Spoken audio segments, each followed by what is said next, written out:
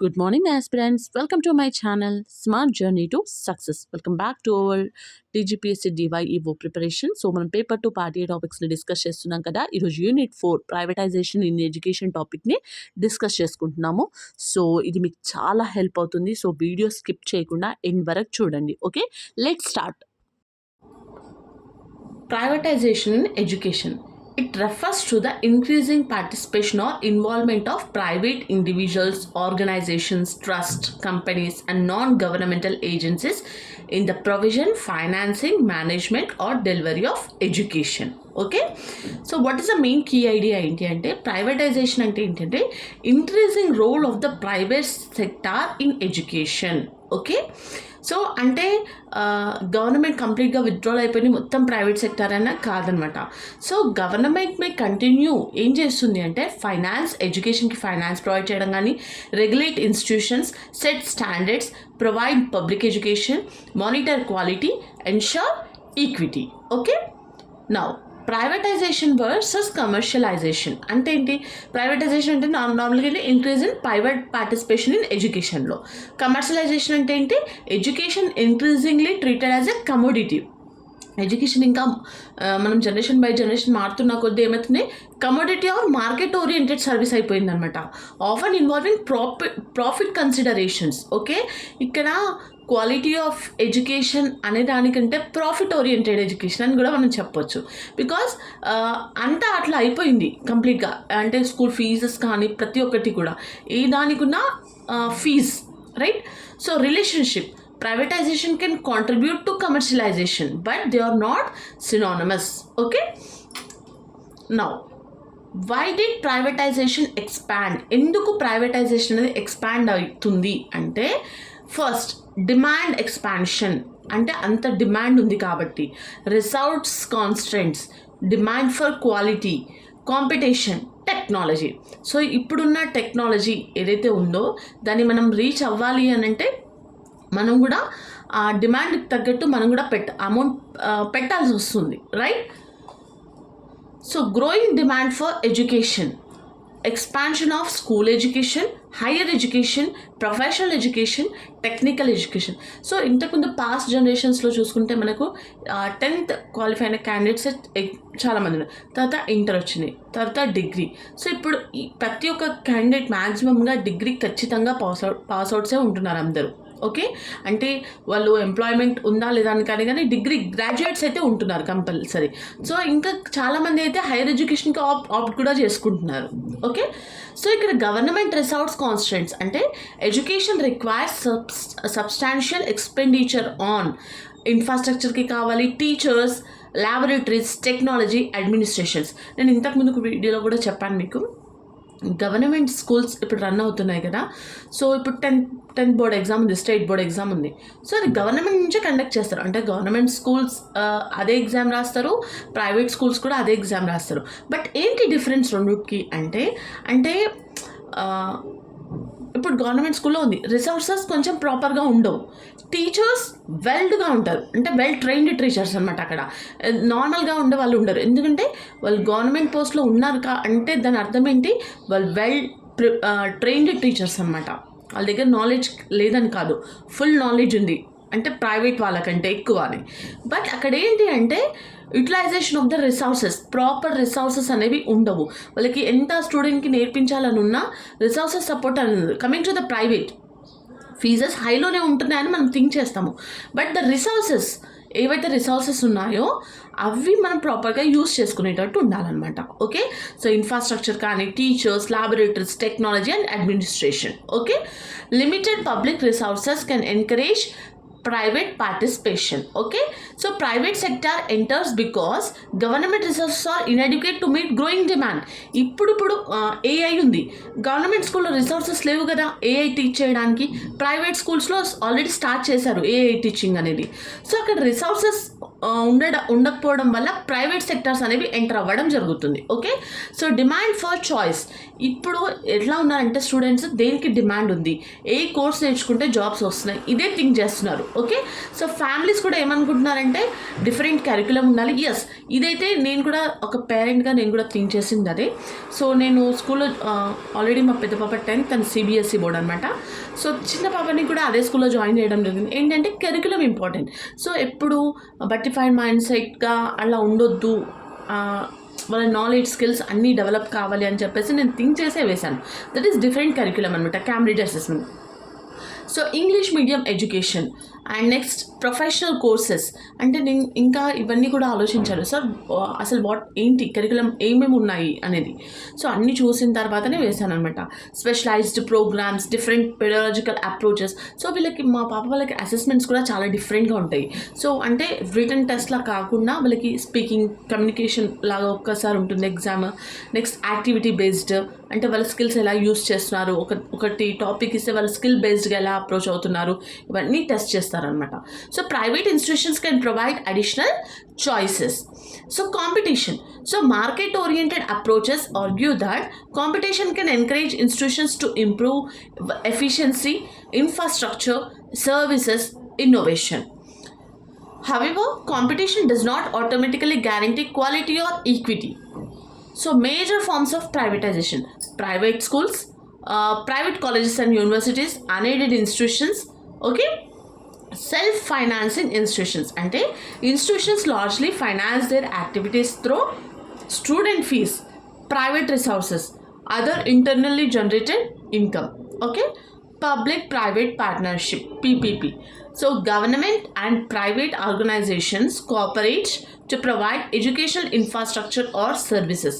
ఇప్పుడు నేను కొన్ని గవర్నమెంట్ స్కూల్స్ కూడా చూశాను. అరబిందో వాళ్ళు అడాప్ట్ చేసుకొని చేంజ్ చేశారు కొన్ని ఏరియాస్లో అయితే. ఓకే, సో అరవిందో ట్రస్ట్ అని ఉంటుంది అనమాట గవర్నమెంట్ స్కూల్స్లో, కొన్ని చాలా ఎక్సలెంట్గా మోడిఫికేషన్ అయితే చేశారు వాళ్ళైతే. So PPP May involve infrastructure, technology, skill development, training, educational resources, services. So private coaching and supplementary education. So ఇప్పుడు జనరల్గా మనం హైదరాబాద్లో అమీర్పేట్ చూసామనుకోండి, అందరూ బీటెక్ కాలేజెస్ జాయిన్ అవుతారు. బట్ అమీర్పేట్లో ఎందుకు వెళ్తారు ఇన్స్టిట్యూట్స్కి అంటే కోచింగ్, ప్రైవేట్ కోచింగ్. ఓకే, అంటే వాళ్ళు చదివే దానికంటే కోచింగ్ తీసుకుంటే జాబ్ వస్తుంది కాబట్టి job for private coaching.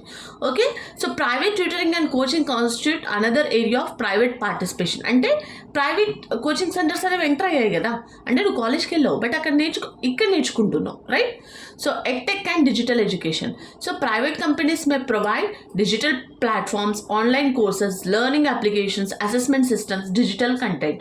So last time పాపలకి లాగి కిడ్స్ అనేది ఒకటి వచ్చిందనమాట, లాజికల్ ఇలా ఎగ్జామ్ కండక్ట్ చేశారు. సో ఈ ఇయర్ ఏమో జెనీ యాప్ అని వచ్చింది, లైక్ కమ్యూనికేషన్ ఇంప్రూవ్ చేసుకోవడానికి. సో అట్లా ఎడ్టెక్ అండ్ డిజిటల్ ఎడ్యుకేషన్ అంటే కొత్తవి ఆప్ చేసుకుంటున్నారంట ప్లాట్ఫామ్స్ అనమాట, ఆన్లైన్ కోర్సెస్ కానీ, learning applications, assessment systems, digital content. అంటే వాళ్ళు ఒక లెవెల్ ఆఫ్ అసెస్మెంట్స్ కండక్ట్ చేస్తుంటారనమాట, లైక్ మంత్లీ వైజా. సో అవన్నీ మనం ప్రాపర్గా షెడ్యూల్ చేసిన తర్వాత ఫైనల్ ఎగ్జామ్ ఉంటుంది, దాన్ని బట్టి మనకి ఇంటర్నేషనల్ ర్యాంక్స్ కూడా ప్రొవైడ్ చేస్తారు. Okay, so areas of privatization. So privatization can occur in different dimensions like provision. Private sectors provide educational services, financing, management, infrastructure, educational services అంటే ఏంటి? Training, technology, assessment, learning materials. Okay, no what are the positive effects? Expansion of educational capacity. అంటే private institutions can increase number of institutions, number of seats, educational opportunities. So ప్రతి స్కూల్లో కానీ కాలేజెస్లో కానీ ఇంతమంది అనే ఉంటారు, సెక్షన్స్ డివైడ్ అవుతూ ఉంటాయి అనమాట. అంటే వాళ్ళ బ్రాంచెస్, స్కూల్ బ్రాంచెస్ కూడా డివైడ్ అవుతాయి, సీట్స్ ఒక్కొక్క క్లాస్కి ఇంతమంది. ఎందుకంటే ఇప్పుడు ఉన్న స్కూల్స్లో ఇంత రష్ అప్గా 60-70 మెంబర్స్ కూర్చొని పెట్టి చెప్పట్లేదు, సెక్షన్స్ని షిఫ్ట్ అవుట్ చేస్తున్నారు. అంటే అకార్డింగ్ టు దట్ ఫీజెస్ కూడా పెంచుతున్నారు. ఓకే, మనం అక్కడ కూడా అన్నీ చూడాలి. ఓకే, ఆపర్చునిటీస్ని కూడా ఇంక్రీజ్ చేస్తారు. మనం ఎప్పుడైతే ఫీజ్ ఎక్కువ ఉంది అని ఎప్పుడైతే అనుకుంటున్నామో, సో ఫస్ట్ ఫస్ట్ మనం ఆ ఆపర్చునిటీస్ని కూడా చూడాలి, అక్కడ ఏముంది అనేది. అంటే నేను నేను ఆల్రెడీ ఆ ఫీల్డ్లో ఉన్నానని చెప్పట్లేదు, but whenever the fees are high in some schools, వాళ్ళ కరికులం అండ్ వాళ్ళ ఆపర్చునిటీస్ కూడా డిఫరెంట్గా ఉంటాయి. సో మనం ఆపర్చునిటీస్ని యూటిలైజ్ చేసుకోవడం మన వర్క్ అనమాట. సో నువ్వు ప్రాపర్గా యూటిలైజ్ చేసుకోకపోతే మనం కట్టిన ఫీజ్కి అర్థమే ఉండదు కదా. సో ఇన్ఫ్రాస్ట్రక్చర్ డెవలప్మెంట్ అంటే private investment may support buildings, laboratories, libraries, technology, sports facilities. Okay, so innovation, private institutions may experiment with new teaching methods, technology, curriculum, management practices. Okay, greater choice ఏంటి అంటే students and parents may have more institutional and program choices. So పాపల స్కూల్లో పేరెంట్స్కి కూడా orientation programmes ఉంటాయి. అంటే మీరు ఇంట్లో పిల్లలకి ఎలా టీచ్ చేయాలి, ఎలా సబ్జెక్ట్స్ నాలెడ్జ్ని గెయిన్ చేసుకోవాలి, ఎలా చెప్పాలి అనేది కూడా ఓరియంటేషన్ సెషన్స్ ఉంటాయన్నమాట మాకు. So competition may encourage institutions to improve their services అనమాట. అంటే ఒక కాంపిటీషన్కి వెళ్ళాము అనుకోండి, అక్కడ ఐదర్ సక్సెస్ ఆర్ ఫెయిల్ రెండు వచ్చినా ఎంకరేజ్మెంట్ అనేది వస్తుంది అనమాట. సో ఇన్స్టిట్యూషన్స్కి కూడా అర్థమవుతుంది. సో ఏ స్టూడెంట్ ఎక్కడికి వెళ్తే వాళ్ళ టాలెంట్ని ప్రూవ్ చేసుకోగలుగుతారు, ఆ ఈవెంట్ వచ్చినప్పుడు వాళ్ళని పంపిస్తారనమాట. ఓకే, సో వాళ్ళ సర్వీసెస్ని కూడా ఇంప్రూవ్ చేసుకుంటారు ఇంకా ప్రొవైడ్ చేయడానికి. సో ఇంపార్టెంట్ క్వాలిఫికేషన్ ఏంటంటే competition may improve quality but it is not guaranteed అనమాట. So employment generation, so expansion of private education creates employment opportunities for teachers, administrators, technical staff, support staff. So ఈ private education రావడం వల్ల ఏమవుతుంది, expansion చేయడం వల్ల ఏమవుతుందంటే చాలామంది టీచర్స్కి ఎంప్లాయ్మెంట్ ఉంటుంది, అడ్మినిస్ట్రేటర్స్, టెక్నికల్ స్టాఫ్ కానీ support staff. Okay, so negative effects ఏంటి అంటే this is extremely important for like statement based ఎంసీక్యూస్లో మనకు వస్తుంది నెగిటివ్ ఎఫెక్ట్స్ అనేది. దానికి చాలా చాలా important. Okay, first is commercialization. Okay, next is inequality, next is social satisfaction, profit orientation, fee burden. Okay, so ఇక్కడ ఒకసారి ఫీ బర్డెన్ గురించి చెప్తాను. Private institutions may charge tuition fees, development fees, service related charges. Okay, so service related charges అంటే నేను ఒక example చెప్తానండి. అంటే నార్మల్గా అందరం ఏమనుకుంటా అంటే వీళ్ళు ఇంత ఆప్ట్ చేస్తున్నారు ఫీజు అని అనుకుంటాము. సో నేను కొంచెం డెప్త్గా థింక్ చేశాను. ఏంటి అంటే ఇప్పుడు నార్మల్గా మనము చాలా స్కూల్స్కి బస్సెస్వి రూట్ మ్యాప్స్ పెడుతున్నారనమాట. లైక్ ఓకే, వాళ్ళ ఫెసిలిటీ ప్రొవైడ్ చేస్తున్నారు. అంటే ఏంటి, వాళ్ళు ఒక సర్వీస్ చేస్తున్నారు కదా, మన సర్వీస్కి ఛార్జ్ కావాలి కదా. ఇప్పుడు బస్లో మనము పంపిస్తున్నప్పుడు ఆ టేక్ కేరర్ ఎవరైతే ఉంటారో, బస్ టేక్ కేరర్, తను కూడా వర్క్ చేస్తుంది, తనకు కూడా మనం ఇవ్వాలి కదా. ఇప్పుడు రెగ్యులర్గా నువ్వు వెళ్ళి అక్కడ నుంచి బస్ వచ్చే టైం కల్లా వెయిట్ చేస్తునే బదులు నీకు రూట్ వస్తుంది అంటే నువ్వు ఆన్ ద టైం అయితే ఆ టైం వరకు నువ్వు ఉంటావు. అంటే నీ వర్క్ ఫినిష్ అవుతుంది, నువ్వు బస్ రూట్ మ్యాప్ చూసి నువ్వు వెళ్తున్నావు. అంటే అక్కడ ఎవరైతే సర్వీస్ చేస్తున్నారో వాళ్ళకు కూడా ఛార్జెస్ ఉంటాయి కదా. సో అది మన దగ్గర నుంచి ఆప్ చేస్తున్నారు, అది స్కూల్ ప్రొవైడ్ చేయదు కదా. సో అక్కడ చిన్న చిన్న కొన్ని లాజిక్స్ ఉంటాయి, అది మనం అర్థం చేసుకోవాలి. ఎప్పుడైనా ఆ ఫీల్డ్లో మనం ఉన్నప్పుడు మనం ఏ విధంగా థింక్ చేస్తామో ఒకసారి మనం అది కూడా ఆలోచించాలి. బట్ కొన్ని స్కూల్స్ ఉన్నదానికంటే ఎక్కువ హై ఆప్ట్ చేస్తున్నారు. సో నేను వాటి గురించి మాట్లాడలేదు. నేను నార్మల్ స్కూల్స్ ఎవరైతే నార్మల్ ఛార్జెస్ తీసుకుంటున్నారో వాటిని ఒకసారి మనం ఆలోచించాలి. ఇది వర్త్ అయినా, పెట్టవచ్చా వీటికి అనేది థింక్ చేసి మీరు పెట్టండి. Okay, so regulation is there far important. unequal quality. So ఇక్కడ rural urban disparity. Private institutions may concentrate in areas where demand and purchasing capacity are higher. Yes, this is right. ఇక్కడ ఏ organisation అయినా, companies కానీ, institutes కానీ ఏవైనా demand ఉన్న ఏరియాలో మాత్రం పెడితేనే అది క్లిక్ అవుతుంది. ఓకే, ఎందుకంటే ఇప్పుడు రూరల్ ఏరియాస్లో పోయి ఒక ఇన్స్టిట్యూట్ పెట్టామనుకోండి, నేర్చుకోరు కదా. సో అట్లా ప్రైవేట్ ఇన్స్టిట్యూషన్స్ ప్రతి ఒక్కటి కూడా వాళ్ళు ఆప్ట్ చేసుకుని, అంటే ఏ ఏరియాస్లో పెడితే డిమాండ్ ఎక్కువ వస్తుంది, ఇక్కడ నేర్చుకుంటారా లేదా అనేది అన్నీ ఆలోచించే చేసుకుంటారనమాట. Okay, so teacher related concerns అంటే పాసిబుల్ కన్సర్న్స్ ఇంక్లూడ్ ఏంటి, job insecurity, high work load, salary disparities, limited professional autonomy, contractual employment. ఒక థింగ్ మాత్రం చెప్తాను, ఏ ఫీల్డ్ అయినా మనకు ఉట్టిగా జీతాలు ఇవ్వరు. అది ఏ ఫీల్డ్ అయినా సరే వర్క్ లోడ్ హైగానే ఉంటుంది. అంటే జాబ్ ఇన్సెక్యూరిటీ అంటే ఎక్కడ సెక్యూరిటీగా ఉంటుందని చెప్పలేము. బయటనే మనం వెళ్ళే దారియే కరెక్ట్గా ఉండనప్పుడు ఎవరు మనకు సెక్యూరిటీని ప్రొవైడ్ చేస్తారు చెప్పండి. సో శాలరీ డిస్పారిటీస్ అంటే మనం చేస్తున్న వర్క్ చిన్నదా పెద్దదా దానికి తగ్గట్టు శాలరీస్ అనేది ప్రొవైడ్ చేయొచ్చు, చేయకపోవచ్చు. So limited professional autonomy, contractual employment. Okay, privatization and equity.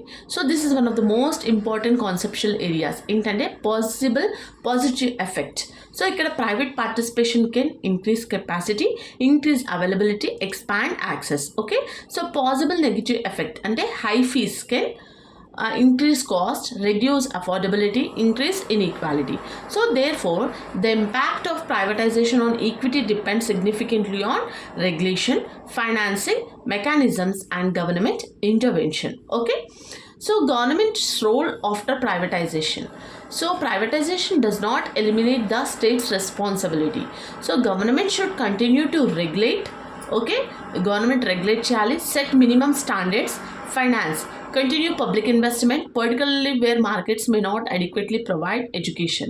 So ensure equity, monitor quality, protect students, ensure accountability. Okay, privatization and one more thing, ఇప్పుడు ప్రైవేట్ స్కూల్స్ ఏమైనా చేసుకోవచ్చు అదర్ దాన్ రూల్స్ అనేది కాదు, government rules ప్రకారమే వాళ్ళు చెయ్యాలి ప్రతి ఒక్కటి కూడా.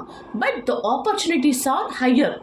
అంటే మనం ఎంతైతే ఫీజు మనం పెడుతున్నామో అసలు దానికి తగ్గట్టు ఇక్కడ రిసోర్సెస్ కానీ ఆపర్చునిటీస్ ఉన్నాయా, మనం అంత పెట్టవచ్చా, ఇవన్నీ కనుక్కున్న తర్వాతనే go for the schools. Okay, so అన్నీ ఎంక్వైరీ చేసుకున్న తర్వాతనే ఇది సెట్ అవుతుంది కరెక్ట్ అన్నప్పుడే వెళ్ళాలి మనం. ఓకే, సో గుడ్డిగా ఏదైనా నమ్మొద్దు. సో కొంతమంది నేను చూశాను పెద్ద బిల్డింగ్స్ ఉన్నాయి అని చెప్పి అలా చూడొద్దు ఎప్పుడైనా.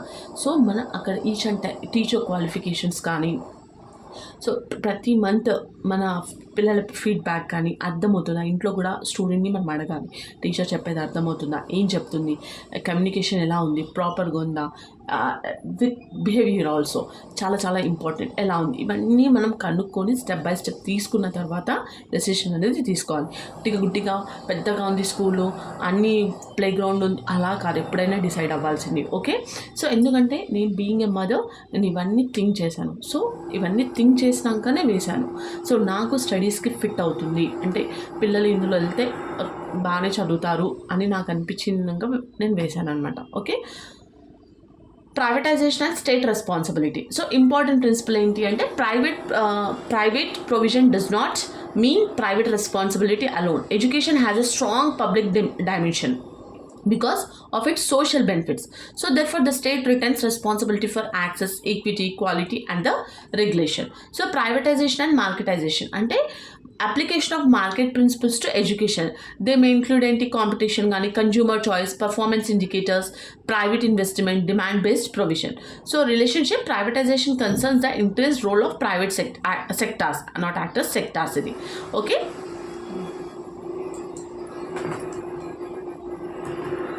no, marketization concerns application of market principles. So they overlap but are not identical.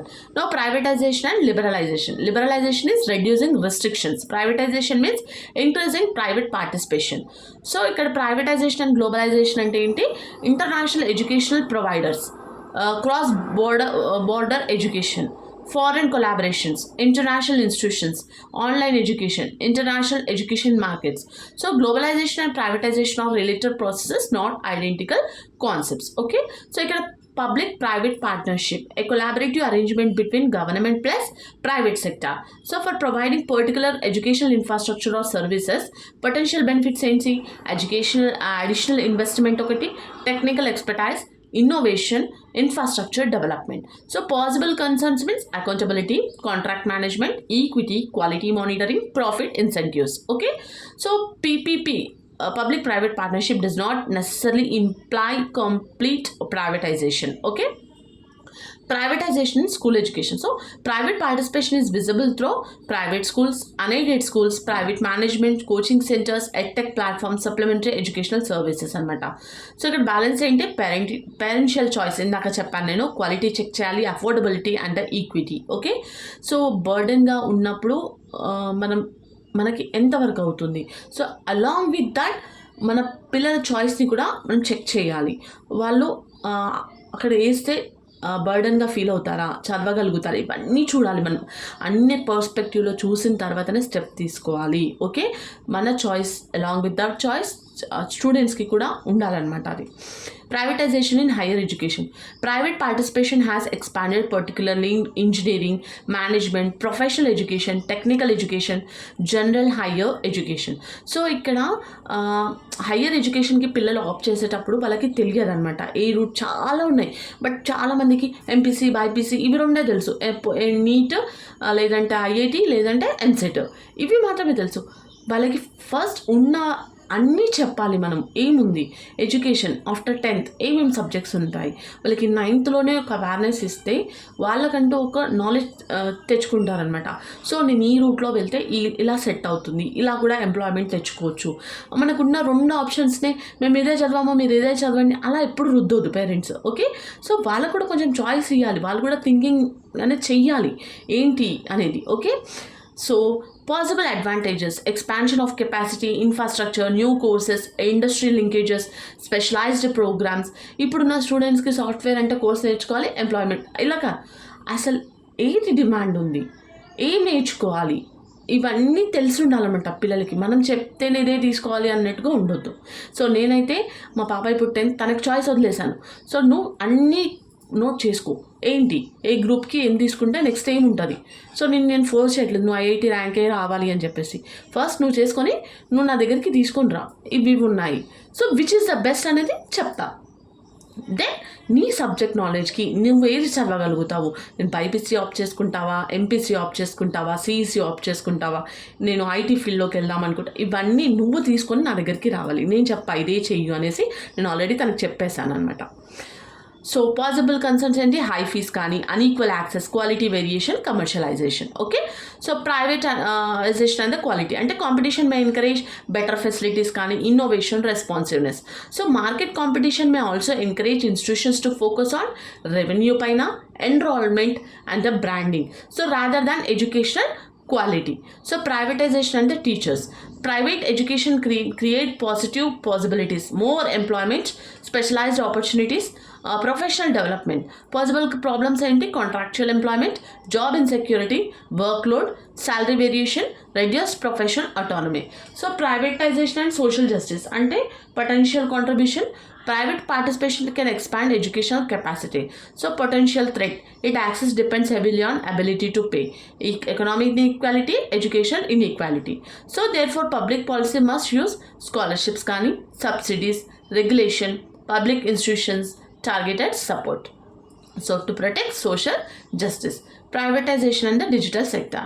So private participation has expanded through EdTech, online courses, digital content, learning management systems, online assessment అనమాట. So what are the benefits, accessibility, innovation, flexibility, personalized resources. So risk ఏంటి, digital divide, commercial data use, unequal access, quality variation. So what are the major arguments for privatization, capacity expansion, choice, innovation, competition, efficiency. So detailగా ఏంటంటే expands capacity, provides more choices, encourages innovation, promotes competition. Okay, so may improve efficiency అనమాట.